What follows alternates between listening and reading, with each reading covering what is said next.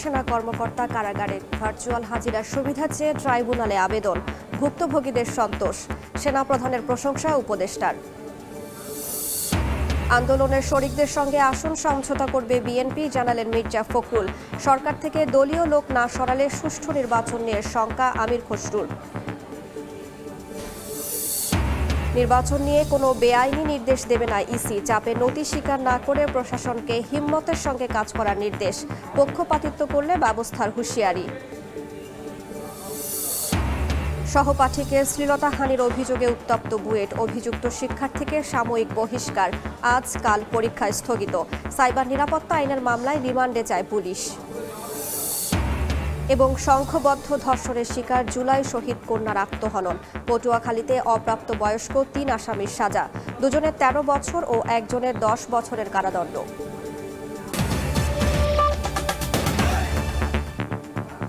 সময় সংবাদের সঙ্গে আছি আমি রাইসা জান্নাত। গুম ও হত্যার আলাদা ৩ মামলায় ১৫ সেনা কর্মকর্তাকে কারাগারে পাঠিয়েছেন আন্তর্জাতিক অপরাধ ট্রাইব্যুনাল। তাদের নেওয়া হয়েছে সেনানিবাসের অস্থায়ী কারাগারে। এছাড়া পলাতক শেখ হাসিনা সহ ১৭ জনকে হাজির হতে পত্রিকায় বিজ্ঞপ্তি দেওয়ার নির্দেশ দেওয়া হয়েছে। আইনি প্রক্রিয়ায় সহায়তা করায় সেনাবাহিনী সহ সংশ্লিষ্টদের ধন্যবাদ জানিয়েছেন চিফ প্রসিকিউটর। আসামি পক্ষের দাবি সবাই নিরপরাধ। এদিকে নানা আলোচনার পরও আসামিদের কাঠগড়ায় হাজির করায় সন্তোষ প্রকাশ করেছেন গুমের শিকার ভুক্তভোগীরা। বুধবার সকাল ৭টার পর কারাগারের সবুজ রঙের শীতাতপ নিয়ন্ত্রিত একটি প্রিজন ভ্যান থামে ট্রাইব্যুনালের পেছনের গেটে। একে একে নামানো হয় ১৫ সামরিক কর্মকর্তাকে। সকাল ৮টার দিকে বিচারকের সামনে নেওয়া হয় তাদের। জামিন এবং ভার্চুয়ালি হাজিরার সুবিধা চেয়ে আবেদন করে আসামি পক্ষ। উভয় পক্ষের শুনানি শেষে ১৫ জনকে কারাগারে পাঠানোর আদেশ দেন ট্রাইব্যুনাল। আসামিদেরকে কারাগারে প্রেরণের নির্দেশ দেওয়া হয়েছে এবং পরবর্তী তারিখ নির্ধারণ করা হয়েছে ৫ই নভেম্বর। এবং সেই মামলাতেও যারা পলাতক আছেন, ২ জন পলাতক আছেন ৪ জন আসামির মধ্যে, সেই ২ জনের বিরুদ্ধে পত্রিকায় বিজ্ঞপ্তি প্রকাশের জন্য নির্দেশ দেওয়া হয়েছে। গুমের ২ ও জুলাই আগস্টের হত্যাযজ্ঞের এক মামলায় গত ৮ অক্টোবর ৩২ জনের বিরুদ্ধে গ্রেফতারি পরোয়ানা জারি করা হয়। এর মধ্যে গুমের ২ মামলায় সেনা হেফাজতে থাকা ১৩ জন এবং রামপুরায় ২৮ জনকে হত্যা মামলায় ২ সেনা কর্মকর্তাকে বুধবার হাজির করা হয়। চিফ প্রসিকিউটর বলছেন, আসামিদের গ্রেফতার করে ট্রাইব্যুনালে আনা হয়েছে। এজন্য সেনাবাহিনী সহ সংশ্লিষ্টদের প্রতি কৃতজ্ঞতা জানান তিনি। আইন শৃঙ্খলা রক্ষাকারী বাহিনী যেমন কাজ করেছেন, তেমনিভাবে বাংলাদেশের সার্বভৌমত্বের রক্ষক হিসাবে আমরা যাদেরকে মনে করি বাংলাদেশ সেনাবাহিনী, তারা এই আদালতের প্রক্রিয়াকে সাহায্য করেছেন। তারা ঘোষণা দিয়েছিলেন যে ল অব দি ল্যান্ডের প্রতি তারা শ্রদ্ধাশীল থাকবেন, বিচার প্রক্রিয়ার প্রতি তাদের সমস্ত সমর্থন থাকবে। তারা সেই সমর্থন আমাদেরকে দিয়েছেন আইনশৃঙ্খলা রক্ষাকারী বাহিনীর মাধ্যমে আমরা জানতে পেরেছি। সুতরাং দেশপ্রেমিক সেনাবাহিনীর ব্যাপারে যে সমস্ত অপপ্রচার যারা করেন তাদেরকে আমরা বলবো অপপ্রচার করবেন না। যদিও আসামিপক্ষ বলছে গ্রেফতার নয়, আত্মসমর্পণ করেছেন সেনা কর্মকর্তারা। তারা নির্দোষ বলেও দাবি তার। মোরওভার সেনাবাহিনী অফিসার হিসেবে তারা আইনের প্রতি শ্রদ্ধাশীল হয়ে তারা নিজেরাই আত্মসমর্পণ করেছে। এটা প্রক্রিয়াগত কারণে তাদেরকে দেখানো হয়েছে তারা গ্রেপ্তার হয়েছে, আসলে তারা গ্রেপ্তার হয়নি। এদিকে গুমের মামলায় বিচার শুরু হওয়ায় সন্তোষ প্রকাশ করেছেন ভুক্তভোগীরা। যারা ভবিষ্যতে রাষ্ট্রপ্রধান, সরকার প্রধান হবে এবং বিভিন্ন বাহিনীর প্রধান হবে, তাদের কাছে আমি মেসেজ দিতে চাই যে অন্যায় করে, জুলুম করে, মানুষের অধিকার লঙ্ঘন করে কেউ পার পেতে পারে না। শুধুমাত্র আওয়ামী লীগ এবং শেখ হাসিনার জন্য আজকে সেনাবাহিনীর কিছু সদস্য বিপদগামী হয়েছে। আর কোনোদিন দেশপ্রেমিক সেনা সদস্যদেরকে দিয়ে ভাড়াটে খুনির কাজ যেন আর করানো না হয়। ১৫ জনের বাইরে পলাতক আছেন শেখ হাসিনা, আসাদুজ্জামান খান কামাল, র্যাবের সাবেক ৩ ডিজি সহ ১৭ জন। তাদের ১ সপ্তাহের মধ্যে হাজির হতে পত্রিকায় বিজ্ঞপ্তি দেওয়ার নির্দেশ দেওয়া হয়েছে। গুমের ২ মামলার শুনানির পরবর্তী তারিখ ধার্য করা হয়েছে ২০ নভেম্বর। আর হত্যা মামলার পরবর্তী শুনানি হবে ৫ নভেম্বর। এদিন সেনা কর্মকর্তাদের ট্রাইব্যুনালে হাজির করাকে কেন্দ্র করে হাইকোর্টের মাজার গেট থেকে শুরু করে গোটা এলাকায় কয়েক স্তরের নিরাপত্তা জোরদার করা হয়। আফজার হোসেন, সময় সংবাদ, ঢাকা। গুম খুনে অভিযুক্ত সেনা কর্মকর্তাদের ট্রাইব্যুনালে হাজির করায় সেনাপ্রধান সহ সংশ্লিষ্টদের প্রশংসা করেছেন আইন উপদেষ্টা আসিফ নজরুল। বলেন, তাদের সাব জেলে রাখার বিষয়ে সিদ্ধান্তের এখতিয়ার স্বরাষ্ট্র মন্ত্রণালয়ের। দুপুরে সচিবালয়ের ব্রিফিংয়ে তিনি আরও বলেন, রাজনৈতিক দলগুলোর অনৈক্যের কারণেই ফেব্রুয়ারিতে নির্বাচন অনুষ্ঠান নিয়ে জনমনে সংশয় তৈরি হয়েছে। তবে জুলাই সনদ বাস্তবায়ন হলে কেটে যাবে সব সংশয়। গুম খুনের ৩ মামলায় ১৫ সেনা কর্মকর্তাকে ট্রাইব্যুনালে হাজির করলে তাদের গ্রেফতার দেখিয়ে ঢাকা সেনানিবাসের সাব জেলে পাঠান বিচারক। বুধবার দুপুরে সচিবালয়ে ব্রিফিংয়ে আইন উপদেষ্টা আসিফ নজরুল বলেন, অভিযুক্ত সেনা কর্মকর্তাদের ট্রাইব্যুনালে হাজির করায় সেনাপ্রধান সহ সবার সহযোগিতা প্রশংসনীয়। জানান, আসামিদের সাব জেলে রাখার সিদ্ধান্তের এখতিয়ার স্বরাষ্ট্র মন্ত্রণালয়ের। আমাদের ইন্টারন্যাশনাল ক্রিমিনাল কোর্টে যে বিচার প্রক্রিয়ার প্রতি শ্রদ্ধাবোধ দেখিয়ে সেনা সদস্যরা যেভাবে ওনারা এসেছেন বা যেভাবে ওনাদের নিয়ে আসা হয়েছে, এখানে আপনার সেনা প্রশাসন বা সেনাবাহিনীর ঊর্ধ্বতন কর্মকর্তারা, সেনাবাহিনীর প্রধান, ওনারা যেভাবে সহযোগিতা করেছেন এটা অত্যন্ত প্রশংসার দাবিদার। সাব জেলে কেন রাখা হয়েছে বা ওনারা কোথায় রাখা হবে এটা সম্পূর্ণভাবে স্বরাষ্ট্র মন্ত্রণালয়ের দায়িত্বভুক্ত বিষয়। ওনারা যেটা প্রয়োজন, ওনারা যেটা অ্যাপ্রোপ্রিয়েট মনে করবেন এটা ওনারা করবেন। সরকারের স্পষ্ট ঘোষণা সত্ত্বেও ফেব্রুয়ারিতে নির্বাচন নিয়ে মানুষের মধ্যে সংশয় কেন জানতে চাইলে রাজনৈতিক দলগুলোর মধ্যে অনৈক্যকে দায়ী করেন আইন উপদেষ্টা। বলেন, জুলাই সনদ বাস্তবায়ন হলে কেটে যাবে সংশয়। রাজনৈতিক দলগুলোর মধ্যে যেরকম অনৈক্য থাকে আপনার, ওনারা একজন আরেকজনের বিরুদ্ধে যেভাবে বলে ওইটার কারণে হয়তো। তবে আমার ধারণা, যখন আমরা জুলাই সনদ বাস্তবায়নের ক্ষেত্রে বাস্তব অগ্রগতি দেখব, এই সম্পর্কে সকল সংশয় খুব দ্রুত তখন আশা করি কেটে যাবে। নির্বাচনে স্বচ্ছতা নিশ্চিতে নিয়োগ বদলি সহ যে কোনো পরিবর্তন এবং জনপ্রশাসনের পরিবর্তন সার্বিক দিক এখন থেকে প্রধান উপদেষ্টা তত্ত্বাবধান করবেন বলে জানান উপদেষ্টা। এটা ওনারা বলেছে, এটা উপদেষ্টা পরিষদ, আমাদের প্রধান উপদেষ্টা সিদ্ধান্ত নেবেন। উনি জনপ্রশাসনের দায়িত্ব আরো ক্লোজলি মনিটর করবেন, এটা বলেছেন উনি। অন্তর্বর্তী সরকারকে তত্ত্বাবধায়ক সরকারের ভূমিকা নিতে বিএনপির যে দাবি, বর্তমান সরকার সেভাবেই নিরপেক্ষতা বজায় রেখে কাজ করছে বলেও দাবি করেন ডক্টর আসিফ নজরুল। নিরপেক্ষ ভূমিকা পালন করার জন্য প্রধান উপদেষ্টা এমনকি এই অ্যাসুরেন্স দিয়েছেন। আয়েশা সিদ্দিক, সামিয়া, সময় সংবাদ, ঢাকা। জুলাই আগস্টের মানবতা বিরোধী অপরাধের মামলায় শেখ হাসিনা ও আসাদুজ্জামান খান কামালের পক্ষে তৃতীয় দিনে যুক্তিতর্ক উপস্থাপন করেছেন রাষ্ট্রনিযুক্ত আইনজীবী। ট্রাইব্যুনাল 1-এর চেয়ারম্যান বিচারপতি মোহাম্মদ গোলাম মর্তুজা মজুমদারের নেতৃত্বাধীন 3 সদস্যের ট্রাইব্যুনালে যুক্তিতর্ক উপস্থাপন করেছেন তিনি। এদিন শুনানিতে আসামি থেকে রাজসাক্ষী হওয়া সাবেক আইজিপি চৌধুরী আব্দুল্লাহ মামুনের স্বীকারোক্তিমূলক জবানবন্দি নিয়ে প্রশ্ন তোলেন তিনি। বলেন, সাবেক আইজিপি মামুনের জবানবন্দি আইনি প্রক্রিয়ায় নেওয়া হয়নি। এছাড়া শেখ হাসিনা ও কামালকে জড়িয়ে তার দেয়া বক্তব্য ভিত্তিহীন বলেও দাবি করেন স্টেট ডিফেন্স। রাষ্ট্রনিযুক্ত আইনজীবী আদালতকে বলেন, আন্দোলন দমনে মারণাস্ত্র ব্যবহারের কোনো নির্দেশনাই দেননি শেখ হাসিনা। জুলাই আগস্টে হত্যাকাণ্ডের দায় শেখ হাসিনা ও কামালের নয় বলেও মনে করেন তিনি। 2002 সালে সাতক্ষীরায় শেখ হাসিনার গাড়ি বহরে হামলার ঘটনায় বিস্ফোরক ও বিশেষ ক্ষমতা আইনের মামলায় সাবেক এমপি হাবিবুল ইসলাম হাবিব সহ 44 জনকে খালাস দিয়েছেন হাইকোর্ট। বিচারপতি মাহবুবুল ইসলামের দ্বৈত বেঞ্চ এ রায় দেন। রায়ে আদালত বলেন, বিচার প্রক্রিয়া ছিল ত্রুটিপূর্ণ। রাষ্ট্রপক্ষের আইনজীবী বলেন, কোনো ঘটনা না ঘটলেও বিগত সরকারের আমলে আদালতকে ব্যবহার করে সাজা দেওয়া হয়েছিল। এর আগে একই ঘটনায় হত্যা চেষ্টা মামলাতেও খালাস পান আসামিরা। শেখ হাসিনার গাড়িবহরের হামলার মামলা পদ্ম আদালত, এটা নিম্ন আদালতে 44 জন আসামিকে যাবজ্জীবন কারাদণ্ড দেয়। আজকে মহামান্য হাইকোর্ট ডিভিশন সকল আসামিকে দুইটা মামলা থেকে খালাস প্রদান করেছেন। মাননীয় বিচারপতি মুবিনা আশরাফ আপিলটা শুনেছেন, শুনে 46 জনের 4 জন মারা গেছে, 46 জনকে বেকুশে খালাস দিয়েছে। চলমান রাজনৈতিক সংলাপের অংশ হিসেবে প্রধান উপদেষ্টা ডক্টর মোহাম্মদ ইউনূসের সঙ্গে আজ বৈঠক করবে জামায়াত ইসলাম ও এনসিপি। প্রধান উপদেষ্টা সরকারি বাসভবন যমুনায় বিকেল 5টায় এনসিপি প্রতিনিধি দলের সঙ্গে বৈঠক হবে। এরপর জামায়াত প্রতিনিধি দলের সঙ্গে প্রধান উপদেষ্টার বৈঠক হবে সন্ধ্যা 6টায়। এর আগে গতকাল সন্ধ্যায় বিএনপি প্রতিনিধি দলের সঙ্গে বৈঠক করেন প্রধান উপদেষ্টা। যুগপৎ আন্দোলনের শরিকদের কয়টি আসন ছেড়ে দেওয়া হবে তা এখনও চূড়ান্ত হয়নি। আলোচনার মাধ্যমে নির্বাচনী আসন ছাড় দেবে বিএনপি। সময় সংবাদে দেওয়া সাক্ষাৎকারে একথা জানিয়েছেন বিএনপি মহাসচিব মির্জা ফখরুল ইসলাম আলমগীর। বলেন, নির্বাচনী জোটে এনসিপি আসবে কিনা তা জানতে অপেক্ষা করতে হবে। স্বৈরাচার বিরোধী আন্দোলনের শরিকদের নিয়ে জাতীয় সরকার গঠনের ইঙ্গিতও দেন মির্জা ফখরুল। আহমেদ সালেহিনের রিপোর্ট। একাদশ জাতীয় সংসদ নির্বাচনের পর ২০ দলীয় জোট বিলুপ্ত করে আওয়ামী লীগ সরকারের বিরুদ্ধে যুগপৎ আন্দোলনে নামে বিএনপি ও তার মিত্ররা। আলাদা আন্দোলন করলেও তাদের কর্মসূচির ধরন ছিল প্রায় একই রকম। ২৪-এর অভ্যুত্থানের পর ডক্টর মোহাম্মদ ইউনূসের নেতৃত্বে অন্তর্বর্তী সরকার গঠন হলে সামনে আসে কবে হবে জাতীয় নির্বাচন। ২০২৬ সালের ফেব্রুয়ারি মাসে জাতীয় নির্বাচন অনুষ্ঠানের আয়োজন করে। আগামী ফেব্রুয়ারিতে নির্বাচনের ঘোষণায় ভোটের প্রস্তুতি নিচ্ছে রাজনৈতিক দলগুলো। একই সঙ্গে চলছে জোট ও আসন বিন্যাস নিয়ে দেন দরবার। নির্বাচনী জোট ও আসন বন্টন নিয়ে বিএনপির ভাবনার বিষয়ে সময় সংবাদকে দলটির মহাসচিব জানান, জোট নিয়ে না ভাবলেও শরিক দলগুলোর আসন বন্টন নিয়ে চলছে আলোচনা। ক্ষমতায় গেলে গঠন হবে জাতীয় সরকার।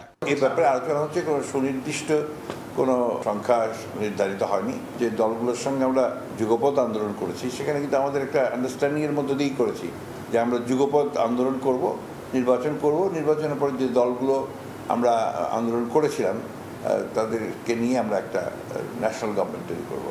আমরা তো ওই জায়গাতেই আছি, এখন ওখান থেকে সরিনি। সুতরাং জোট হবে কি না এটা আমরা এখনো বলতে পারছি না। জাতীয় সরকারে এখন আমাদের সঙ্গে যারা থাকবেন, একমত হবেন, তারাই আসবে। ইসলামী দলগুলোর জোট নিয়ে বিএনপির মাথা ব্যথা নেই বলেও জানান মির্জা ফখরুল। বিএনপির রাজনৈতিক জোটে এনসিপি যুক্ত হতে পারে কিনা এমন প্রশ্নের জবাবে ইতিবাচক ছিলেন মির্জা ফখরুল। অসম্ভব নয়, এগুলো তো ডিপেন্ড করে লাস্ট মোমেন্ট, একটা আপনার পর্যন্ত অপেক্ষা করতে হয়। এই ধরনের জোট টোটের ব্যাপারে লাস্ট মোমেন্ট পর্যন্ত অপেক্ষা করতে হয়।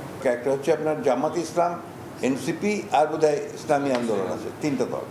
তারা তো আপনার সেই ধরনের জোট তো তারা করেনি, এবং এনসিপি তো বলেই দিয়েছে যে তারা নির্বাচনে আসবে।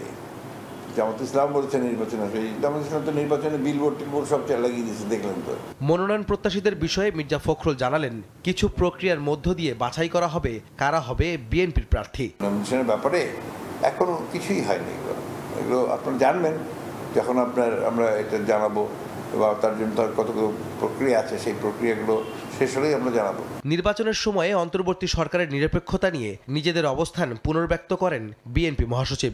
তাদের এখনই সময় যে তাদের সব কেয়ারটেকার গভর্নমেন্ট ভাবে তাদেরকে যেন সবাই বুঝতে পারে, দেখতে পারে, এটা এখন কাজ শুরু করে দেওয়া উচিত আর কি, কেয়ারটেকার গভর্নমেন্ট হিসেবে। আহমেদ সালেহিন, সময় সংবাদ, ঢাকা। কোনো দলের লোক সরকারে রেখে আগামী নির্বাচন নিরপেক্ষ হওয়া সম্ভব নয়। সরকারও তত্ত্বাবধায়কের ভূমিকা পালন করতে পারবে না বলে মনে করেন বিএনপি নেতা আমির খসরু মাহমুদ চৌধুরী।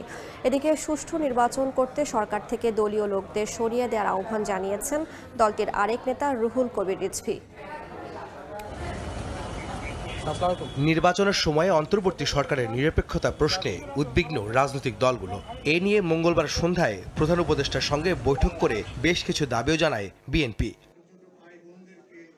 বুধবার দুপুরে জাতীয় প্রেস ক্লাবে মুক্তিযোদ্ধা দলের আলোচনায় বিএনপির স্থায়ী কমিটির সদস্য আমির খসরু মাহমুদ চৌধুরী বলেন, কোন দলের লোক সরকারে রেখে আগামী নির্বাচন নিরপেক্ষ হওয়া সম্ভব নয়। তাই অন্তর্বর্তী সরকারও ভোটের সময় তত্ত্বাবধায়কের ভূমিকা পালন করতে পারবে না। সরকারের ভিতরে, সরকারের বাইরে যারা নিরপেক্ষতাকে ভঙ্গ করার সুযোগ আছে তাদেরকে রেখে নিরপেক্ষতা রক্ষা করা যাবে না। আর যারা আগামী নির্বাচনে অংশগ্রহণ করবে অথবা যারা কোনো দলের সাথে সম্পৃক্ত আছে, কোনো দলের সাথে যারা নিজেদেরকে আইডেন্টিফাই করেছে, তাদের সরকারে থাকলে সেটা কেয়ারটেকার সরকারের ভূমিকা পালন করতে পারবে না। বিভিন্ন দাবিতে যারা আন্দোলন করছে তাদের উদ্দেশ্যে আমির খসরু বলেন, নির্বাচনের আগে অহেতুক যারা রাস্তায় নামছে তারা গণতন্ত্রের বিপক্ষে যাচ্ছে। যে সমস্ত দাবি দাওয়া নিয়ে রাস্তায় নেমে বিশৃঙ্খলা সৃষ্টি করা হচ্ছে এবং নির্বাচনকে প্রশ্নবিদ্ধ করার যে চেষ্টা হচ্ছে, বিভিন্ন দাবি দাওয়া তুলে রাস্তায় গিয়ে, এগুলো তো রাস্তায় যাওয়ার তো দিন শেষ হয়ে গেছে। শেষ হাসিনাকে বিদায় করা হয়েছে, এখন যাবেন জনগণের কাছে, রাস্তায় না, এখন যাবেন জনগণের কাছে। এদিকে নয়াপল্টনে দলের কেন্দ্রীয় কার্যালয়ে গণমাধ্যমে কথা বলেন বিএনপির সিনিয়র যুগ্ম মহাসচিব রুহুল কবির রিজভী আহমেদ। বলেন, বর্তমান সরকার থেকে দলীয় লোকদের সরিয়ে দিতে হবে, তা না হলে সুষ্ঠু নির্বাচন সম্ভব নয়। এই সরকারের মধ্যে যদি কোনো রাজনৈতিক দলের সম্পর্কিত কোনো লোক থাকেন তো তাকে তো রাখা যাবে না, কারণ তত্ত্বাবধায়ক সরকারের কনসেপ্টটা হচ্ছে নির্দলীয়। তো নির্দলীয় হলে তাহলে সেখানে রাজনৈতিক দলের উপদেষ্টা থাকবে কি করে বা রাজনৈতিক দলের লোক থাকবে কি করে? এক। 2 নম্বর হচ্ছে যে সমস্ত কর্মকর্তারা বিগত 15-16 বছর নানা ধরনের অপকর্মের সাথে জড়িত, ফ্যাসিস্টদেরকে রক্ষা করতে গিয়ে যারা বেআইনি কাজ করেছে, তাদেরকে প্রশাসনে রেখে তো অবাধ সুষ্ঠু নির্বাচন হবে না। প্রশাসনে ফ্যাসিস্টের সহযোগীদের রেখে নির্বাচন হলে তা গ্রহণযোগ্য হবে না বলে দাবি করেন বিএনপি নেতারা। আহমেদ সালেহীন, সময় সংবাদ, ঢাকা। কোনো চাপের কাছে নতি স্বীকার করবে না নির্বাচন কমিশন উল্লেখ করে মাঠ প্রশাসনকেও চাপের কাছে নতি স্বীকার না করার নির্দেশ দিয়েছেন প্রধান নির্বাচন কমিশনার এএমএম নাসির উদ্দিন। জানান, মাঠ প্রশাসনকে বেআইনি কোনো নির্দেশ দেবে না ইসি। অস্তিত্বের প্রশ্নে হিম্মতের সঙ্গে মাঠ প্রশাসনকে কাজ করার নির্দেশ দেন অন্যান্য নির্বাচন কমিশনাররা। রাজধানীর আগারগাঁওয়ে নির্বাচন ভবনে উপজেলা নির্বাহী কর্মকর্তাদের প্রশিক্ষণ কর্মশালায় এসব কথা বলেন তারা। সচিবালয়ের সম্মানিত সিনিয়র ত্রয়োদশ জাতীয় সংসদ নির্বাচনকে সামনে রেখে নির্বাচন কমিশনের প্রস্তুতি চলছে পুরোদমে। নির্বাচনী প্রস্তুতির অংশ হিসেবে ভোটার তালিকা হালনাগাদ, অংশীজনদের সঙ্গে সংলাপ, রাজনৈতিক দলের নিবন্ধন সহ নানামুখী তৎপরতা চালিয়ে যাচ্ছে কমিশন। সামগ্রিক নির্বাচনের এবারের ভোটে সহকারী রিটার্নিং অফিসার হিসেবে যারা দায়িত্ব পালন করবেন, এরই মধ্যে শুরু হয়েছে তাদের প্রশিক্ষণ। বুধবার নির্বাচনী প্রশিক্ষণ ইনস্টিটিউটে উপজেলা নির্বাহী অফিসারদের নির্বাচন সংক্রান্ত প্রশিক্ষণের আয়োজন করা হয়। 2 দিনব্যাপী এই প্রশিক্ষণের প্রথম ধাপে 50 জন কর্মকর্তা অংশ নেন। প্রশিক্ষণের উদ্বোধনী অনুষ্ঠানে অংশ নেন প্রধান নির্বাচন কমিশনার সহ অন্যান্য কমিশনাররা। এ সময় কমিশনাররা নির্বাচন নিয়ে ভয়ের কোনো কারণ নেই বলে আশ্বস্ত করেন মাঠ প্রশাসনকে। কোনো ভয় নাই, সঠিক কাজ করবেন, নির্বাচন কমিশন আপনাদের সাথে আছে। কিন্তু উদ্দেশ্যমূলকভাবে কোনো কাজ করলে কিন্তু সাংঘাতিক পেরেশানিতে পড়বেন। চাকরির মান মর্যাদা রক্ষার জন্য অস্তিত্বের প্রশ্নে আমাদের না করার কোনো বিকল্প নাই। ভালো নির্বাচন করার ছাড়া অন্য কোনো বিকল্প নাই। দেয়ালে পিঠ থেকে গেছে। অনুগ্রহপূর্বক আমরা আমাদের যার যার দায়িত্ব, সেই দায়িত্ব যদি আমরা পালন করি। নির্বাচন কমিশনাররা আরো বলেন, এবারের নির্বাচন হবে দেশের ইতিহাসের দৃষ্টান্ত। এর জন্য আগে থেকেই নির্বাচনের প্রস্তুতি নেওয়ার আহ্বান জানান তারা। দরকার নেই এত উৎসাহী হওয়ার, আবার অতি সাহসী হওয়ারও দরকার নেই। সাহসী হব, যেটুক সাহসী হওয়ার দরকার। প্রশাসন কঠোরভাবে নিরপেক্ষভাবে কাজ করে যাবে। আমরা সমন্বিতভাবে মাঠ প্রশাসন যে একটা দৃষ্টান্তমূলক উদাহরণস্বরূপ নির্বাচন অনুষ্ঠান করতে পারি, এটা আমরা একবার দেখিয়ে দিই। অনুষ্ঠানের উদ্বোধন ঘোষণা করে কোনো চাপের কাছে নতি স্বীকার না করতে ম্যাজিস্ট্রেটদের নির্দেশ দেন প্রধান নির্বাচন কমিশনার। কোনো চাপের কাছে নতি স্বীকার করবেন না। সম্পূর্ণভাবে নিজের সিদ্ধান্তে, আইন অনুযায়ী সিদ্ধান্তে অটল থাকবেন। আমাদের পক্ষ থেকে আমরা সার্বিক সহযোগিতা দেব এবং নির্বাচন কমিশনও কিন্তু কারো কোনো অন্যায় চাপের কাছে নতি স্বীকার করবে না। কারণ আমরা আপনাদেরকে অন্যায় কোনো আদেশ দিব না। বর্তমান দেশের প্রতিকূলতাকে বৃদ্ধাঙ্গুলি দেখিয়ে ভালো নির্বাচন উপহার দিতে বদ্ধপরিকর বলেও জানায় ইসি। আমরা চাইব আপনারা আইনের প্রতি শ্রদ্ধাশীল থেকে। কাউসার চৌধুরী কুমু, সময় সংবাদ, ঢাকা। প্রতীক নিয়ে নির্বাচন কমিশনের আচরণে অসন্তোষ প্রকাশ করেছে জাতীয় নাগরিক পার্টি এনসিপি। তবে আলোচনার মাধ্যমে বিষয়টি সমাধানযোগ্য বলে মনে করে দলটির নেতারা। দুপুরে রাজধানীর একটি হোটেলে ঢাকা সফররত যুক্তরাষ্ট্রের ইন্টারন্যাশনাল রিপাবলিক ইনস্টিটিউটের প্রতিনিধি দলের সঙ্গে বৈঠক করে এনসিপি। এ সময় নির্বাচন নিয়ে বিশদ আলোচনা হয় বলে জানিয়েছেন দলের যুগ্ম আহ্বায়ক ও আন্তর্জাতিক বিষয়ক সম্পাদক সুলতান মোহাম্মদ জাকারিয়া। বলেন, নির্বাচনের প্রক্রিয়া, মাঠ পর্যায়ের নিরপেক্ষতা ও কমিশনের নিরপেক্ষতার বিষয়ে আলোচনা হয়েছে। এ সময় কমিশনের সঙ্গে আলোচনার মাধ্যমে প্রতীকের বিষয়টি সমাধান হবে বলে আইআরআই প্রতিনিধি দলের কাছে আশা ব্যক্ত করেন তিনি।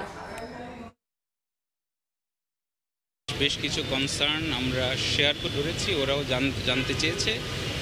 ইলেকশন কমিশনের ব্যাপারে বেশ কিছু অবজারভেশন আমাদের আছে। আমাদের সিম্বল নিয়ে যা হচ্ছে, যে বিষয়গুলো এখন পর্যন্ত পেন্ডিং আছে, এই বিষয়গুলো নিয়ে আমরা আমাদের যে উদ্বেগ আমরা তাদের সাথে শেয়ার করেছি। ওরা ইলেকশন কমিশনের সাথে বসবে বলেছে আমাদের কনসার্নগুলো নিয়ে। সময় সংবাদে আরও থাকছে। নিউবোরিং টার্মিনাল বিদেশিদের ইজারা দেওয়ার সিদ্ধান্ত বাতিলের দাবি। চট্টগ্রামে শ্রমিকদের বিক্ষোভ মিছিলে পুলিশের বাধা। 1 নভেম্বর অনশন কর্মসূচির হুঁশিয়ারি। বুলিং ও ধর্মীয় অনুভূতিতে আঘাতের মামলায় বুয়েট শিক্ষার্থী শ্রীশান্ত রায়কে রিমান্ডে চায় পুলিশ, তবে তার বিরুদ্ধে ধর্ষণের অভিযোগের সত্যতা মেলেনি। এর আগে বিক্ষোভের মুখে অভিযুক্তকে সাময়িক বরখাস্ত করে বিশ্ববিদ্যালয় প্রশাসন। উত্তপ্ত পরিস্থিতিতে আজ কালের পরীক্ষা স্থগিত করেছে কর্তৃপক্ষ।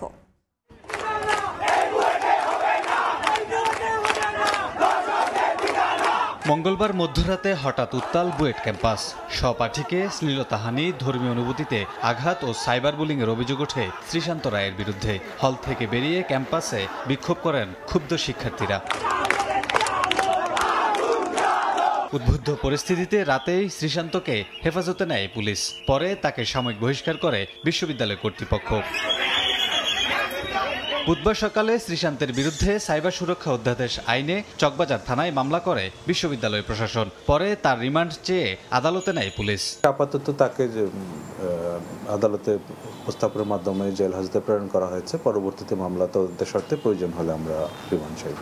পুলিশ বলছে শ্রীশান্তের বিরুদ্ধে ধর্ষণের অভিযোগের সত্যতা মেলেনি, তবে সামাজিক যোগাযোগ মাধ্যমে নারী সহপাঠীকে শ্লীলতাহানি, সাইবার বুলিং, ধর্মীয় অনুভূতিতে আঘাত করার প্রমাণ পাওয়া গেছে। ধর্মীয় অনুভূতিতে আঘাত করা বা যে কোনো সাইবার স্পেস ব্যবহার করার মাধ্যমে কাউকে শ্লীলতাহানি বা কারো ধর্মীয় অনুভূতিতে আঘাত করার বিষয়গুলো রয়েছে। ইতিমধ্যে তাকে বিজ্ঞ আদালতে উপস্থাপন করা হয়েছে এবং পরবর্তীতে তাকে জেল হাজতে প্রেরণের জন্য নির্দেশনা দেওয়া হয়েছে। শ্রীশান্ত বুয়েটের ইলেকট্রনিক অ্যান্ড ইলেকট্রিক্যাল ইঞ্জিনিয়ারিং বিভাগের শিক্ষার্থী। কামরুল হাসান, সময় সংবাদ। ভিতকন্যা লামিয়াকে সংঘবদ্ধ ধর্ষণ ও পর্নোগ্রাফি মামলায় 2 আসামিকে 13 বছর করে এবং 1 আসামিকে 10 বছরের কারাদণ্ড দিয়েছেন আদালত। জেলা নারী ও শিশু নির্যাতন দমন ট্রাইব্যুনালের বিচারক এ রায় ঘোষণা করেন। এ সময় আসামিরা আদালতে উপস্থিত ছিলেন, তবে রায়ে অসন্তোষ প্রকাশ করে লামিয়ার পরিবার। রাষ্ট্রপক্ষের আইনজীবী জানান, আসামিরা অপ্রাপ্ত বয়স্ক হয় শিশু আইনে তাদের বিচার সম্পন্ন হয়েছে। কড়া নিরাপত্তার মধ্য দিয়ে বুধবার সকালে আলোচিত জুলাই শহীদ কন্যা লামিয়াকে সংঘবদ্ধ ধর্ষণ মামলার 3 আসামিকে পটুয়াখালীর নারী ও শিশু নির্যাতন দমন ট্রাইব্যুনালের বিচারক নীলুফার শিরিনের আদালতে হাজির করা হয়। ধর্ষণের দায়ে অভিযুক্ত সাকিব, সিফাত ও ইমরান মুন্সিকে 10 বছর করে এবং পর্নোগ্রাফি নিয়ন্ত্রণ আইনে সাকিব ও সিফাতকে আরও 3 বছরের বিনাশ্রম কারাদণ্ডাদেশ দেন বিচারক। আদালতে উপস্থিত ছিলেন লামিয়ার পরিবারের সদস্যরাও। রায়ে অসন্তোষ প্রকাশ করে আসামিদের ফাঁসির দাবি জানান তারা। যে রায় হয়েছে তাতে আমি সন্তুষ্ট না, আমি চাইছি মৃত্যুদণ্ড, আমি চাইছি ফাঁসি। আমার মাইয়া নাই পৃথিবীর বুকে, আমি এই রায়তে সন্তুষ্ট না। 10 বছর শাস্তি এলে তো এই শাস্তি তো মানা যায় না, ফাঁসিতে ঝুলানো হইতে। আর এত বড় ছেলে বা মেয়ে লোকেরা এত বড় সাবাস বাংলাদেশ হইতে না। গত 18 মার্চ সন্ধ্যায় দুমকি উপজেলার পাঙ্গাশি এলাকায় বাবার কবর জিয়ারত শেষে নানা বাড়ি ফেরার পথে লামিয়াকে সংঘবদ্ধ ধর্ষণ করা হয়। পরদিন নির্যাতিতা বাদী হয়ে দুমকি থানায় মামলা করেন। 1 মে আদালতে অভিযোগপত্র দাখিল করেন মামলার তদন্তকারী কর্মকর্তা। প্রথমে 2 জনের নাম থাকলেও পরে তদন্তে ইমরান মুন্সির নামও যুক্ত করা হয়। 3 আসামির বয়স 18 বছরের নিচে হয় তাদের বিরুদ্ধে শিশু আইনে অভিযোগ গঠন করা হয়। আসামিদেরকে ইতিপূর্বে মামলা বিচার কার্যক্রম শুরু হওয়ার পূর্বে শিশু সাব্যস্ত করছে, সেহেতু শিশু আইনে আসামি ইমরান মুন্সিকে 10 বছর এবং সিফাত মুন্সি এবং ইমরান মুন্সিকে 3 বছর করে সাজা প্রদান করে। এখন যশোর কারাগারে থাকবে সংশোধন কেন্দ্রে। যখন তাদের বয়স 18 বছর 1 মাস হবে তখন তাদেরকে প্রচলিত যে আমাদের জেলা কারাগার আছে সেই কারাগারে আনবে এবং সেখানে তারা সেই কারাভোগ করবে। ঘটনার 1 মাস পর 26 এপ্রিল রাজধানীর সেক্রেটেরিয়েট এলাকার একটি ভাড়া বাসা থেকে লামিয়ার ঝুলন্ত মরদেহ উদ্ধার করা হয়। পরিবারের দাবি, ন্যায় বিচার না পাওয়ার শঙ্কা ও মানসিক চাপ থেকেই আত্মহত্যা করেন তিনি। শিকদার জাবির হোসেন, সময় সংবাদ, পটুয়াখালী। অ্যালটেক অ্যালুমিনিয়াম, গড়ে উঠছে আগামী শহর। সময় সংবাদে আরও থাকছে, হাঙ্গেরিতে পুতিনের সঙ্গে আলোচনার উদ্যোগ স্থগিত করল হোয়াইট হাউস। ইউক্রেন যুদ্ধ নিয়ে আর আগ্রহ নেই ট্রাম্পের, বৈঠক করে নষ্ট করতে চান না সময়। ওয়ার্ল্ড ক্লাস টেকনোলজি দ্বারা তৈরি এক্সপার্ট ওয়াটার পাম্প, পানির সমস্যায় এক্সপার্ট সমাধান। বিআরটিএ-কে নিয়ন্ত্রণ থেকে সেবামূলক সংস্থা করার বিষয়ে সরকার কাজ করছে বলে জানিয়েছেন সড়ক পরিবহন ও সেতু উপদেষ্টা। জাতীয় সড়ক দিবসের আলোচনা সভায় অংশ নিয়ে তিনি জানান, ড্রাইভিং লাইসেন্স পদ্ধতিতে বড় ধরনের পরিবর্তন আসছে। জেলা পর্যায়ে মোটরসাইকেল চালকদের মাঝে 10,000 হেলমেট বিতরণ করা হবে বলেও জানান উপদেষ্টা। দেশে গত 12 বছরে 67,890টি সড়ক দুর্ঘটনায় সড়কে প্রাণ গেছে 1,16,726 জনের। 1,65,021 জন হয়েছেন আহত। সম্প্রতি এমন তথ্য দিয়েছে বাংলাদেশ যাত্রী কল্যাণ সমিতি। আর এ সংখ্যাটি বলে দেয় কতটা নিরাপদ দেশের সড়ক ও পরিবহন ব্যবস্থা। প্রায় 40 লাখের বেশি মানসম্মত হেলমেট ও নিরাপদ গতি কমবে জীবন ও সম্পদের ক্ষতি। এই প্রতিপাদ্যে পালিত হয়েছে জাতীয় সড়ক দিবস। এ উপলক্ষে বুধবার রাজধানীর তেজগাঁওয়ে আলোচনা সভার আয়োজন করে সড়ক ও জনপথ অধিদপ্তর। 2024 জুলাই আলোচনা সভায় বক্তব্য রাখেন প্রধান উপদেষ্টার বিশেষ সহকারী মোহাম্মদ খোদাবক্স চৌধুরী। আধুনিক স্কুল তৈরি করে চালকদের আন্তর্জাতিক মানের প্রশিক্ষণ দেওয়ার আহ্বান জানান তিনি। আধুনিক ড্রাইভিং স্কুল তৈরি করে সেখানে ড্রাইভারদের আন্তর্জাতিক মানসম্পন্ন অর্থাৎ নিয়ম অনুযায়ী প্রশিক্ষণ শুরু করবেন। মালিক সমিতি এবং শ্রমিক সমিতির নেতৃবৃন্দকে আমি দীর্ঘদিন যাবৎ অনুরোধ করে আসছি যে আপনারা এই স্কুল প্রতিষ্ঠা করেন। নিরাপদ সড়ককে আমি অনুরোধ করব আপনারা উদ্যোগ নিয়ে আসেন।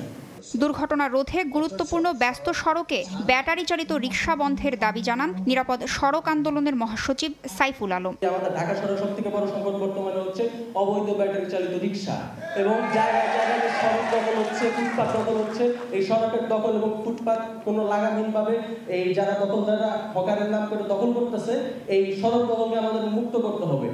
ড্রাইভিং লাইসেন্স পদ্ধতিতে বড় ধরনের পরিবর্তন আসছে উল্লেখ করে সড়ক পরিবহন ও সেতু উপদেষ্টা জানান, বিআরটিএ-কে নিয়ন্ত্রণমূলক সংস্থা থেকে সেবামূলক সংস্থা করার বিষয়ে কাজ করছে মন্ত্রণালয়। সামনে লাইসেন্স পেতে হলে আপনাকে 60 ঘন্টার প্রশিক্ষণ নিতে হবে। আপনি যখন প্রশিক্ষণ নেবেন তা আপনার তো আয় থাকবে না, সেই জন্য আমরা প্রশিক্ষণ একটা ভাতা আপনাদেরকে দেব। বিআরটিএ-কে একটা নিয়ন্ত্রণমূলক সংস্থা থেকে এটাকে একটা সেবামূলক সংস্থায় পরিণত করতে চাই।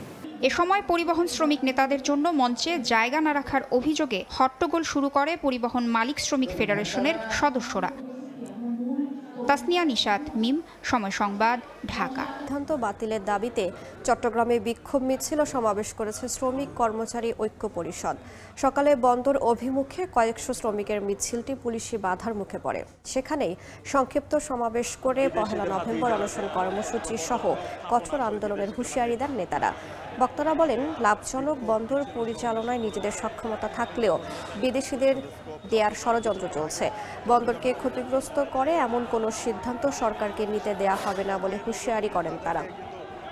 শ্রমিক নেতারা বলেন, দেশের বন্দর বিদেশিদের দিলে বহিঃশত্রুর হুমকির মুখে পড়বে বন্দর। এদিকে মাসুল বাড়ানো সহ একই দাবিতে কর্মসূচি পালন করছে পরিবহন শ্রমিক ও ব্যবসায়ী সহ বিভিন্ন সংগঠন। সবকিছু নিষিদ্ধ করেছে। সরাসরি প্রস্তাব ছিল বন্দর কোনো বিদেশিদের দেওয়া যাবে না। সেই প্রস্তাব খেলাপ করে আপনি এখন বন্দরকে বিদেশিদের দিয়ে দিতে চান। কোন আমেরিকা, কোন ভারত, কোন চীন, কোন বিদেশি রাষ্ট্রকে আমাদের বন্দর দেওয়া যাবে না। শাহজালাল বিমানবন্দরের কার্গো ভিলেজে অগ্নিকাণ্ডের পর 5ম দিনে এসে বেড়েছে পণ্য খালাস। তবে একটিমাত্র গেট দিয়ে খালাসের কাজ চলায় মালামাল পেতে কিছুটা ভোগান্তি পোহাতে হচ্ছে বলে জানান C&F এজেন্টরা। হযরত শাহজালাল আন্তর্জাতিক বিমানবন্দরের কার্গো ভিলেজে ভয়াবহ অগ্নিকাণ্ডের পর দ্বিতীয় দিনের মতো স্বল্প পরিসরে চলছে আমদানি করা পণ্য খালাসের কাজ। সকাল থেকেই বিমানবন্দরের 9 নম্বর গেটের সামনে তাই অপেক্ষা করছেন আমদানিকারক প্রতিনিধি ও C&F এজেন্টরা। অগ্নিকাণ্ডের পর বিশ্বের বিভিন্ন দেশ থেকে যে পরিমাণ মালামাল আসছে তা বিমানবন্দরের 9 নম্বর ফটকের পাশে বিমানের হ্যাঙ্গারে রাখা হচ্ছে। সেখানে NBR এর দাপ্তরিক কাজ শেষ করে মালামাল বের করতে পারছেন ব্যবসায়ীরা। আইন শৃঙ্খলা বাহিনী ও কাস্টমস কর্মকর্তাদের সর্বোচ্চ সহযোগিতায় অনেকেই দ্রুতই হাতে পাচ্ছেন কাঙ্ক্ষিত মালামাল। 3টা অর্ডারের মাধ্যমে 3 শিফটের প্রবাদ শিফট, দিবা শিফট এবং নৈশ শিফটের জন্য অফিসার নিয়োগ করেছেন। তো কাস্টমস কর্তৃপক্ষ ডকুমেন্টসগুলো আমাদের অল্প পরিসরে ডকুমেন্টস আসলো, এই ডকুমেন্টসগুলো কাস্টমস কর্তৃপক্ষ তাড়াতাড়ি শুল্কায়ন করার ব্যবস্থা নিচ্ছে। 10টার সময় কাগজ জমা দিছি, মাঠে থেকে আসতে 1 থেকে 1.5 ঘন্টা লাগছে। সকালে যখন আমি কাগজটা জমা দেই সময় লাগে না, আজকে আধা ঘন্টা মতো লাগছে। তবে সিএনএফ এজেন্ট ও আমদানিকারকরা বলছেন কর্তৃপক্ষের সহযোগিতা থাকলেও শুধুমাত্র একটি গেট দিয়ে পণ্য খালাসে যথাসময়ে পণ্য পেতে তৈরি হয়েছে অনিশ্চয়তা। এতে ভোগান্তির শিকার হচ্ছেন অনেকেই, বিশেষ করে টিকা ও ওষুধের মতো যেসব জরুরি পণ্য তাপ নিয়ন্ত্রণের মধ্যে রাখা দরকার সেগুলো পেতেও দেরি হওয়ার কথা বলছেন সিএনএফ এজেন্টরা। কালকে পেপার প্রসেসিং করার পরে ওইখান থেকে এক্সপোর্ট বিল্ডিংয়ে আসছি, ওইখানে কাজবাজ করে এইখানে আসছি, আইসারের ভিতরে মনে করেন যে মাল আনার নোক নাই, আবার প্লেট পাই না, এই ঝামেলা ওই ঝামেলা, এই সমস্যা। পরে আবার সিপিএস জমা দিয়ে রাখছিলাম কালকে, আজকে আবার মনে করেন যে খুঁজে পরে বের করে পরে নিয়ে আসা হয়েছে। ফার্মা মালগুলো আছে, যে অনেক মাল আছে লক ভাঙা থাকে, অনেক সময় ফার্মা মালের লক ভাঙা থাকলে অনেক সমস্যা হয়ে যায়, আমাদের গুডস রিসিভ করতে চায় না। ফ্রিজিং এর কোনো ব্যবস্থা তো নাই, আমরা দিনে নেওয়ার চেষ্টা করতেছি। ব্যবসায়ীদের হিসাবে কার্গো ভিলেজে অগ্নিকাণ্ডের ঘটনায় ক্ষতি হয়েছে প্রায় 12,000 কোটি টাকার। অন্তরা সেন, সময় সংবাদ, ঢাকা। বাংলাদেশের এভিয়েশন খাতে যুক্ত হলো সৌদি আরবের বিমান পরিবহন সংস্থা ফ্লাই এইডিল। জেদ্দা ঢাকা রুটে সরাসরি ফ্লাইট পরিচালনা করবে সংস্থাটি। বুধবার বিমানবন্দরের ভিআইপি লাউঞ্জে কেক কেটে ফ্লাই এইডিলের আনুষ্ঠানিক যাত্রার উদ্বোধন করেন বেবিচক chairman air vice marshal Mostafa Mahmud Siddique. জানান, নতুন উড়োজাহাজের মাধ্যমে প্রবাসী শ্রমিকদের পাশাপাশি সাধারণ যাত্রীরা প্রতিযোগিতামূলক ভাড়ায় ভ্রমণ করতে পারবেন। এ সময় ফ্লাই এইডিল জানায়, প্রাথমিকভাবে জেদ্দা ঢাকা রুটে সপ্তাহে 2টি ফ্লাইট পরিচালনা করা হবে।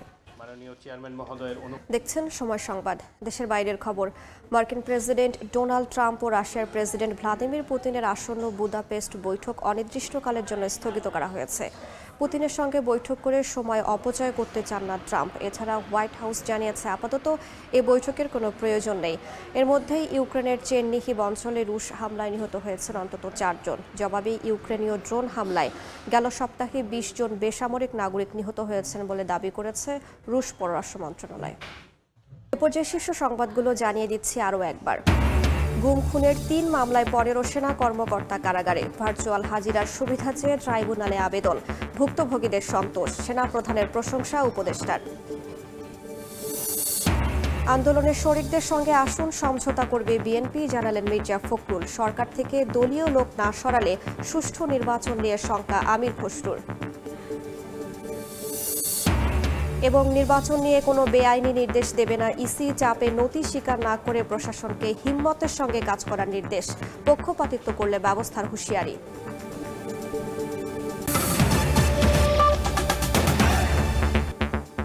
এ ছিল বিকেল 3টার সময় সংবাদে। আন্তর্জাতিক সময়ের সঙ্গে থাকবেন সহকর্মী জিন্নাত আরা যশোয়া। ধন্যবাদ রাইসা। আন্তর্জাতিক সময় নিয়ে আসছি কিছুক্ষণ পর, সঙ্গেই থাকুন সময়ের। এটা